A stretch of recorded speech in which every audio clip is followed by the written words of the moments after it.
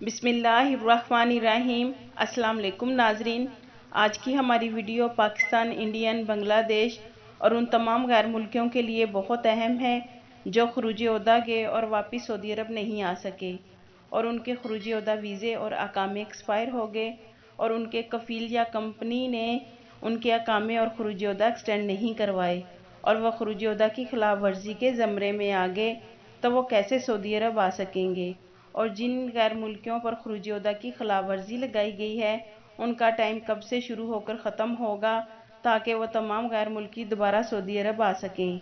और जो मुद्दत से पहले सऊदी अरब आना चाहते हैं वो गैर मुल्की कैसे खरूज ओहदा की कैटेगरी से पहले सऊदी अरब आ सकते हैं। ये सब जानने के लिए हमारी वीडियो को मुकम्मल देखें ताकि आपको पूरी बात समझ में आ सके। सऊदी अरब के अदारा इमिग्रेशन के कानून में खरूज ओहदा की खिलाफ वर्जी करने वालों को 3 बरस के लिए ब्लैक लिस्ट किया जाता है। ब्लैक लिस्ट किए गए अफराद मुकर्ररा मुद्दत तक मुमलिकत में किसी भी वीज़े पर नहीं आ सकते। मुकर्ररा मुद्दत का नफाज खरूज ओहदा और अकामा की मुद्दत ख़त्म होने के बाद से शुमार की जाती है। यानी खरूज ओहदा अगर 6 माह का है और इस दौरान वापस नहीं आया जाए तो ऐसे अफराद की फ़ाइल खुदकार तरीके से मुद्दत ख़त्म होने के 2 माह बाद कंपनी या कफ़ील की जानिब से दी गई दरख्वास्त पर सीज कर दी जाती है और इन्हें खरूज ओहदा की खिलाफ वर्जी की कैटेगरी में शामिल कर दिया जाता है।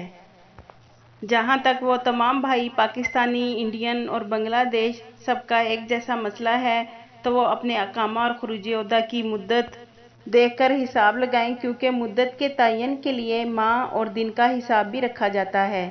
ये भी याद रखें कि सऊदी अरब में सरकारी तौर पर हिजरी कैलेंडर इस्तेमाल किया जाता है। याद रखें कि खरूज ओहदा की खिलाफ वर्जी के मुर्तकब अफराद के लिए मुकर्ररा ब्लैक लिस्ट की मुद्दत में एक ही तरीका होता है जिसके ज़रिए वो लोग दोबारा मुमलिकत आ सकते हैं। इसके लिए उनकी साबिक़ कंपनी या कफ़ील जिसके वीज़े पर वो पहले मुमलिकत में मुकीम थे और अगर वो दूसरा वीज़ा जारी करे तो इस पर वो दोबारा सऊदी अरब आ सकते हैं। नाजरीन, आप अपने कफ़ील या कंपनी से रब्ता कर अपना अकामा और खरूज ओहदा वीज़ा एक्सटेंड करवा लें। जैसा कि आप जानते हैं कि 31 मार्च 2021 से इंटरनेशनल फ़्लाइट्स बहाल कर दी जाएंगी और जिन ममालिक के लिए अभी फ़्लाइट्स पर पाबंदी है तो वो भी सऊदी अरब आ सकते हैं। और नाजरीन, आप कोशिश करें कि अपने कफ़ील या कंपनी से रब्ता करें और उनसे अकामा और खरूज ओहदा एक्सटेंड करवाएं और टिकट लेकर सऊदी अरब आएँ। और जिन ममालिक के लिए सऊदी अरब में फ़्लाइट्स पर बैन है जैसे इंडिया, तो वो भाई भी 31 मार्च 2021 से पहले अपना अकामा और छुट्टी रिन्यू करवा लें ताकि जब फ़्लाइट शुरू हों तो वो सऊदी अरब आ सकें। और जो इंडियन भाई दुबई से सऊदी अरब आना चाहते हैं वो भी ये काम कर लें ताकि उन पर खरूज ओहदा की खिलाफ वर्जी लागू ना हो और 3 साल का बैन लगने से बच जाएं।